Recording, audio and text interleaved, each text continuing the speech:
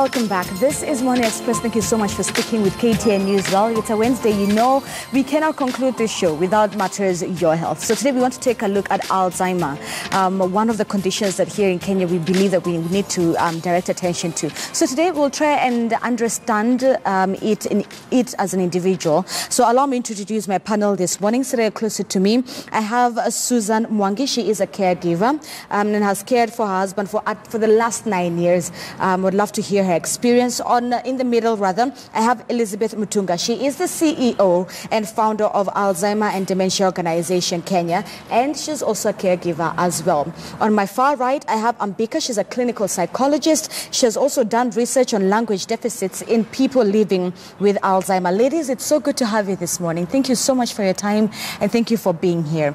Ambika, allow me to start with you for the sake of just the conversation and trying to help not only the audience but also myself understand what is Alzheimer.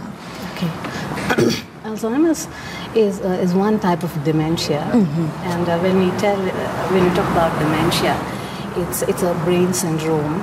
It's a set of complications, right, that follow the changes that happen in the brain during dementia or Alzheimer's. So we have dementia, then below dementia there's Alzheimer. Are there also, because you said it's one of there, so that means there are quite a number of them? Yes. For example, how many? There are many, but to just mention a few of them, could be frontotemporal dementia, could be Lewy body dementia. It could be dementia because of substance abuse or alcohol abuse. It could be because of hormonal changes in the body, like, for example, thyroid hormone imbalance. So these are some of the types of dementia. Okay, so we have explained what Alzheimer's is, but what is dementia? Perhaps we should have begun with dementia, since Alzheimer is one of which branches? Yes, right. Yes. So what is dementia? Yes, dementia is a term that is given to a cluster of changes that happens following pathological changes in the brain. So one might see behavioral changes like increased suspiciousness. It could be wandering. It could be getting lost. Those are some of the behavioral changes, and it can affect emotion. So, for example, somebody with dementia might waver between feeling really depressed, and they might be anxiety. And also, one important change that happens in dementia is changes in cognition. That is, our ability to learn new things, and memory is one significant domain that gets affected in dementia. Right. And also there could be changes in language. They might not be able to find the right word to express. They might have challenges in communication.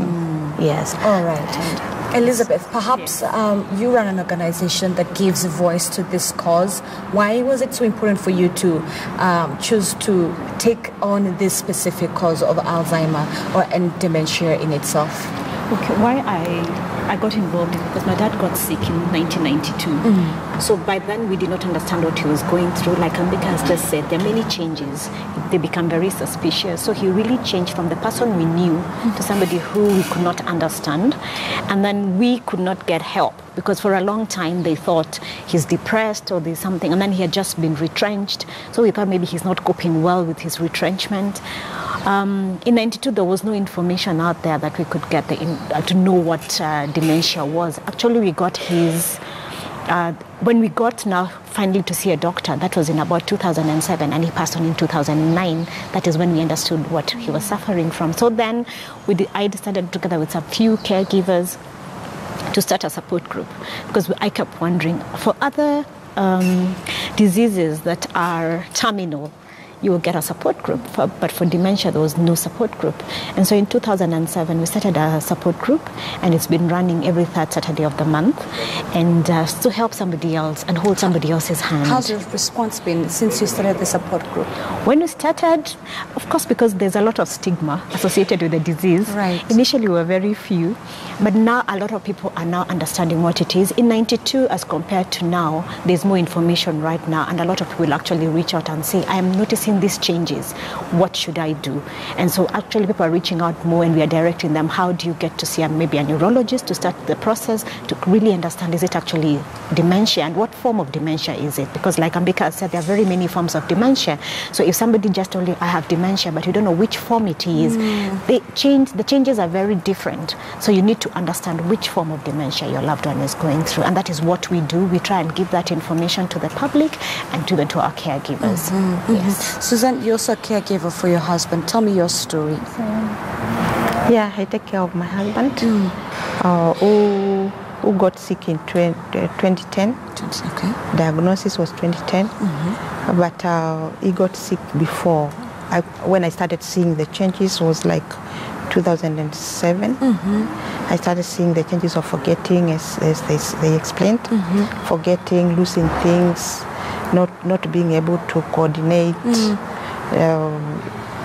being agitative, aggressive, all those. And then now in 2010, he was working out of the country. So in 2010, he was flown back, and it had become actually very worse. So then from there on, I started seeing doctors. I didn't know what it was.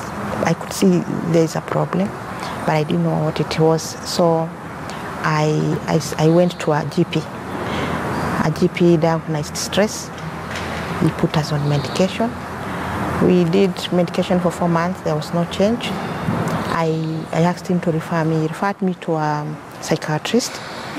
We did with psychiatrist for around 2 years under medication. Still there was no change. Finally I decided enough is enough, and by that time actually finances had run down because I was seeing private doctors. Right. So we decided just to pack it. But later on I went and saw another psychiatrist who actually diagnosed him with severe dementia. And that is where I learned that there is no medication for it. But, there are medications that can maintain it, which also have very bad side effects. So currently where we are now is that my husband has lost most of his cognitive memory. Yes. He doesn't know who I am. He doesn't know who his kids are. He doesn't talk. He doesn't. He cannot do anything. He can't show himself. He basically depends on me 100%. Right. How has this impacted your family? Well, it has been tough on the family because, like myself, I went into depression. When I went into depression, I was wondering, just like Elizabeth said, is there no support group for mental health? So I went into the internet and just typed support group mental health. So something popped up. I read and I saw her story. Then I contacted her. Yeah, by that time I was actually alone. People, when you have somebody who has been sick for a while, people tend to get tired. Yes. And so I didn't know whether she was going to reply, but she did reply, and we started chatting from there. And she invited me to see her. And how has the support group helped you? The support group has been amazing. I'm telling you, before I started attending the support group, I was really stressed. And as I told you, I was in depression. So, there is counseling inside that support group. There is a lot of sharing. So you learn that you are not alone. So many other people are dealing with this kind of thing.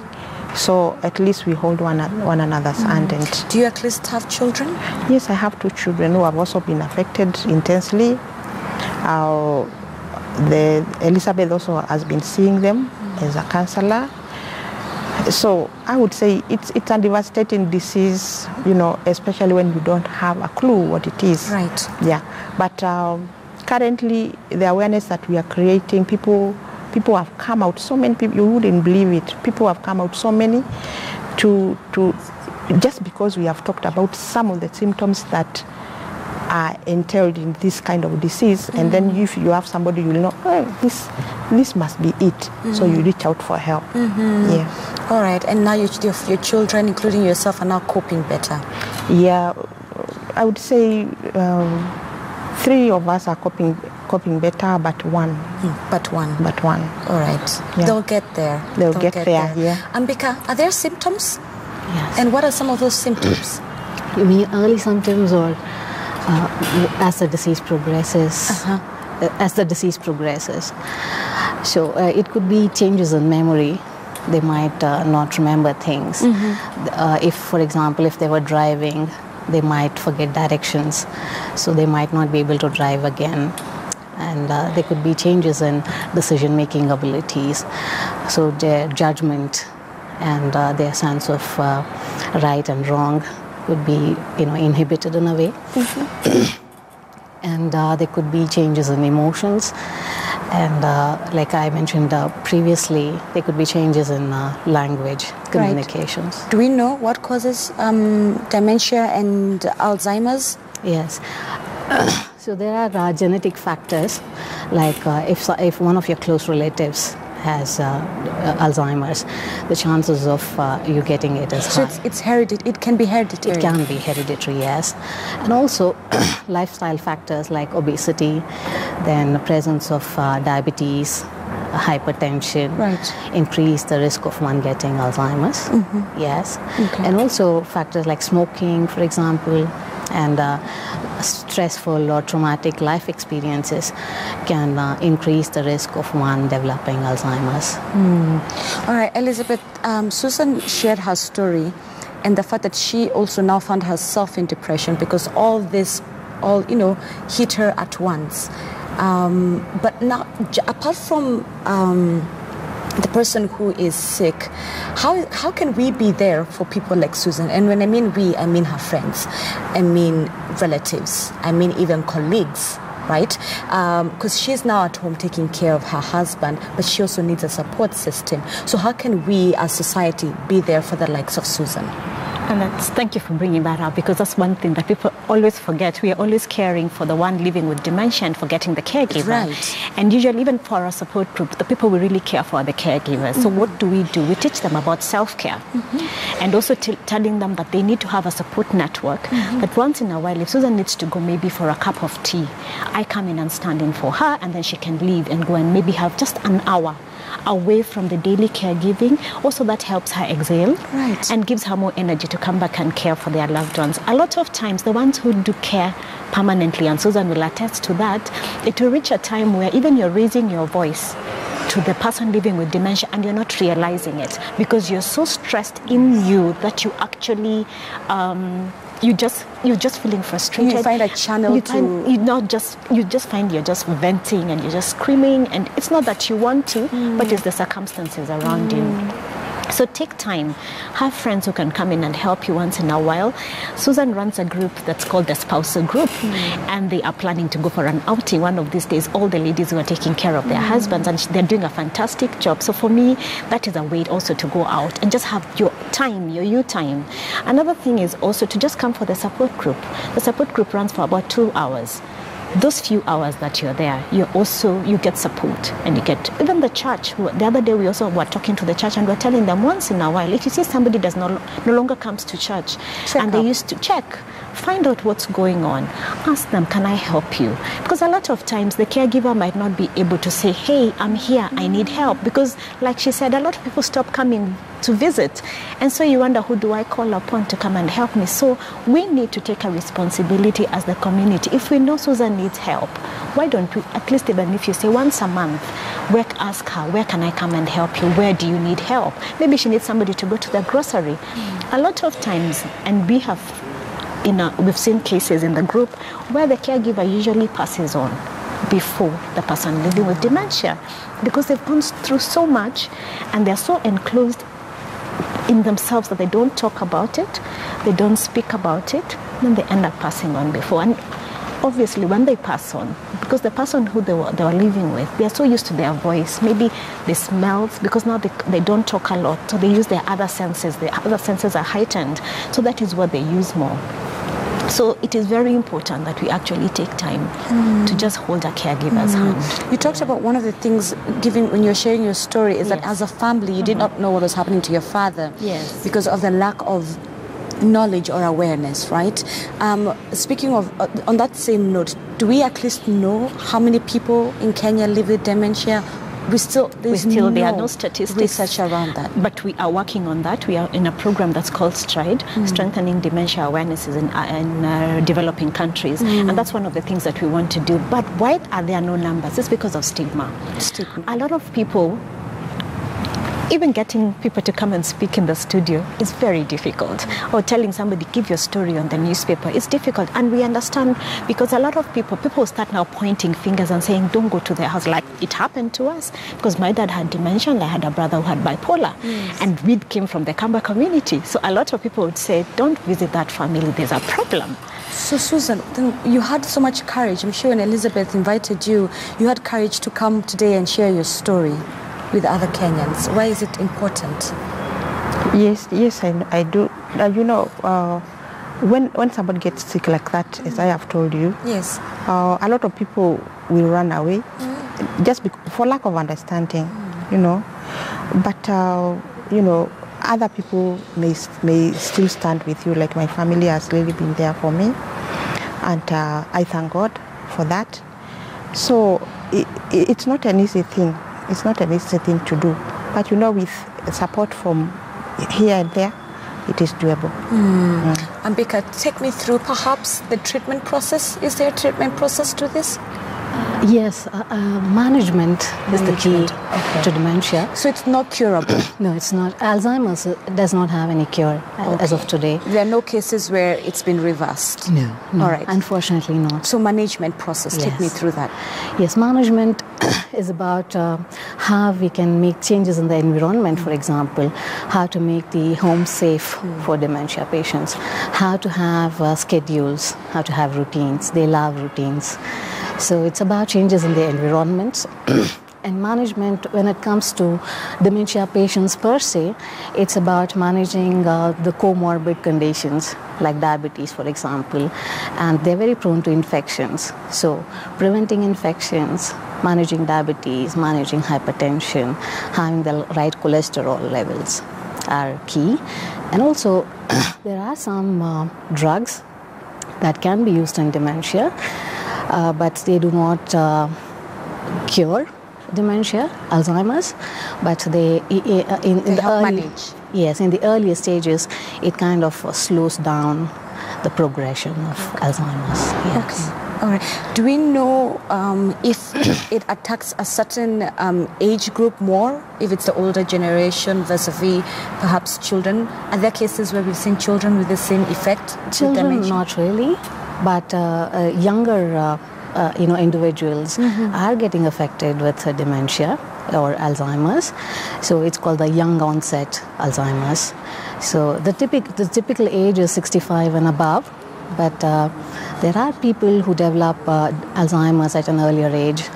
For example, Susan's husband was 47 years old when he was diagnosed with Alzheimer's. Susan talked about treatment and how expensive it was for her and her family. Yes. Take me through perhaps the costs, generally speaking, when it comes to treating this.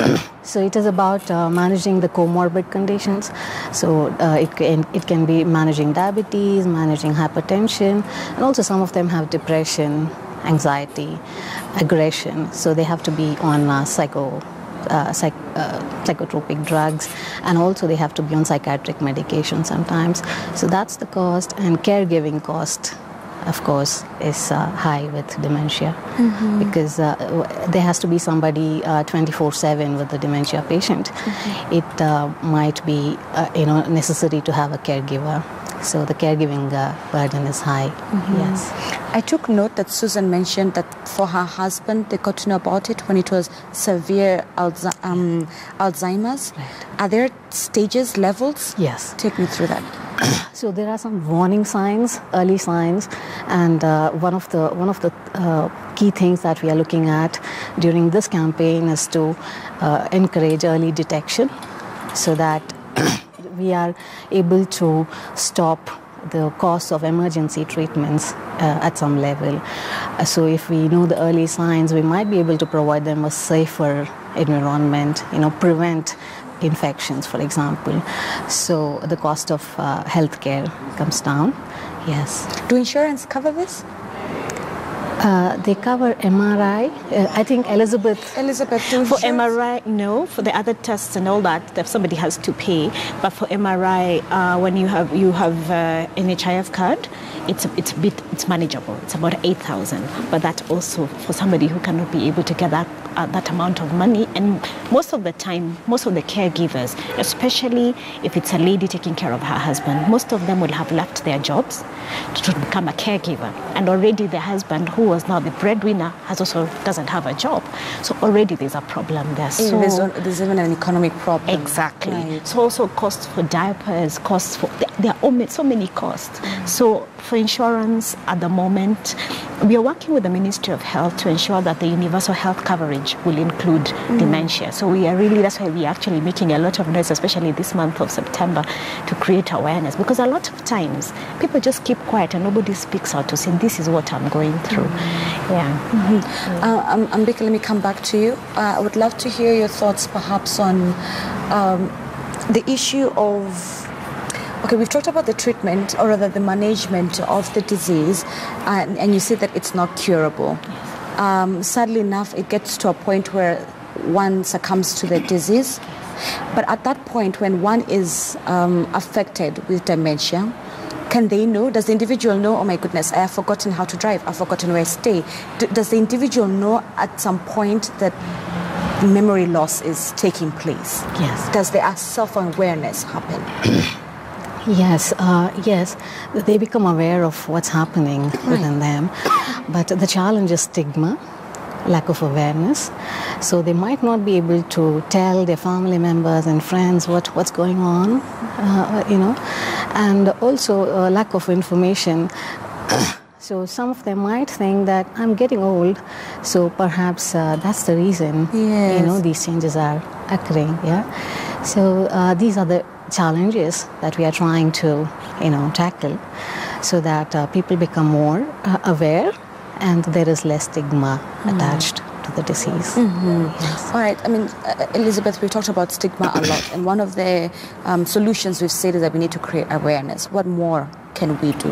We're also working with the same project that we're working on. We're coming up with an anti-stigma toolkit, so that now people feel safe to give their stories. A lot of people is that they wonder, when I speak out, what next? So that's another thing we're working on, under an anti-stigma toolkit, to help families understand when you speak out, it's not that your story will be used against you, but it might work for you. And so that's one of the things. A lot of times, like Ambika said, you asked something about, are there cases of reversible dementia? Some people, when they start showing dementia-like symptoms, maybe they were just having a thyroid problem, or they were having a vitamin B12 deficiency. So once they have that treated, they could go back to their normal lives. So also another thing we tell people, be checked. If you start noticing, you asked, do they know that they're losing? Some of them tell you, there's something that's happening to my mind, but they can't tell you exactly what it is. And because their short-term memory is affected and its invention will be wiped out, they're talking about things they used to do before. Sometimes you start wondering, okay, are they because they tell you of people they used to play with or talk to. Some of them are no longer alive, and you're starting to think, are they talking to the dead? But for them, where they are at that current stage is that they are when they were in their early 20s. And so they're no longer living, they're not in our present world. So you've also got to understand that they are not going to say things that you can identify with. Right. So creating that awareness, because awareness, I think, will be the first step, so that people can know, hey, I'm not alone. I have also gone through, somebody else will say, I have gone through this. I am here to support you. And a lot of times, even when people come for the support group, I think that is where the bulbs are lit. And they're like, oh, I go and speak somewhere and somebody says, oh, I think I know somebody and I know someone. Actually, I think that is what took away my mother, because like Ambika said, it's not dementia that takes them. It's these other infections. It could be diabetes. It could be urinary tract infection, and because they can't speak about it, or it could be a bed sore that will finally take them. Yeah. Because of time, I'll let Susan have the last say. Susan, what changes did you have to personally make in your life to accommodate your husband's current illness? For one, when he got sick, I had to leave my job to be there for him 24/7. You know, I had to, you know, social life had to change. I don't have time to meet people, you know, and then the changes, like, you know, you have no finances now, you have no income, so your lifestyle has to change also. Well. Yeah, you know, you didn't have to use medication. All of a sudden, your house is like a chemist now, you know, all that. But you asked me a question earlier, and it flew off. Why I have to talk about this? It is because I know what I've been through. It is not easy, but you know, somebody has held my hand to be where I am today. So I speak so that people out there who have somebody who is suffering like my hubby can come out and know that there is help. Thank you so much, Susan, Elizabeth, and Becca. Ladies, thank you so much for your time this morning. Thank you for sharing your information. Thank you for sharing your stories as well. And I'm sure they have empowered and helped enlighten the conversation around dementia in Kenya. And all the best with the project. We'll definitely would love to have you guys come back and see where that has progressed to. All right, let's take a quick commercial break. This is Wangi Express. When we come back, we'll still have a lot more for you. A few updates on stories making headlines. But first of all, let's take that breather. We'll be right back.